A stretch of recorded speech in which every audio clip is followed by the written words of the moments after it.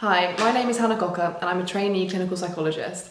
I'm going to be talking about my master's research project that I undertook at UCL and in partnership with the UKRI Loneliness Research Network. The aims of this study were to identify and explore the factors that cause and maintain loneliness in young people with mental health difficulties by interviewing staff members working at youth-focused community organisations. We conducted semi-structured interviews with 14 staff members from 7 organisations working with young people between the ages of 14 to 24. We involved one of the community organisations in the development of the interview schedule to ensure the questions were appropriate for the sample, and I used a thematic approach to analyse the data. All participants were female and between the ages of 18 to 54. Job roles ranged from managerial positions to youth workers. In terms of the young people staff worked with, many reflected that they came from low socioeconomic backgrounds and experienced a range of mental health difficulties, most commonly depression, anxiety and PTSD, and some had diagnoses of intellectual disabilities. 3 key themes were identified. The first was lack of support systems, which all staff spoke about as a cause of loneliness. The types of support systems could be categorised as family, friends and community. Part of the reason a lack of support systems led to loneliness was through the development of negative internal emotions, such as a lack of trust and belonging, which staff felt were key to causing loneliness, and these are mentioned throughout the 3 themes. From the experience of staff working with young people, there's a strong sense that family support systems had the most significant impact on the feelings of loneliness. Within this, staff spoke about the impact of trauma within family systems that led to a lack of trust, which made it difficult for young people to build future relationships.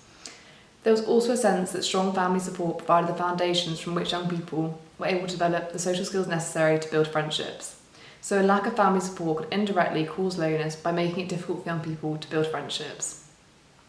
In terms of community support systems, staff felt that this was particularly important for young people in the LGBTQ+ community and for refugees, as it provided people with a sense of belonging and opportunities to share experiences where they might not be able to in other support systems.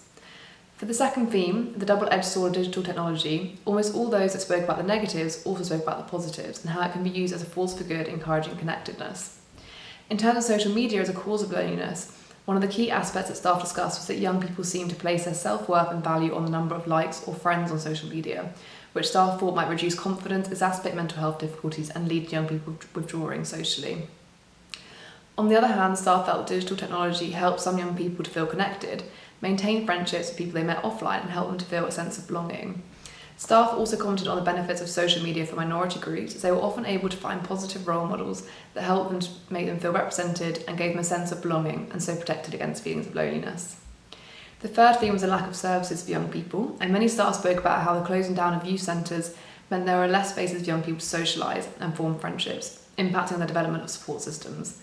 This was particularly important for young people from disadvantaged backgrounds where other youth services may be less accessible. Staff also commented on the fact that due to a lack of mental health services, they felt that young people weren't getting the right support, and sometimes this meant that organisations were having to provide a level of support they were not capable of providing.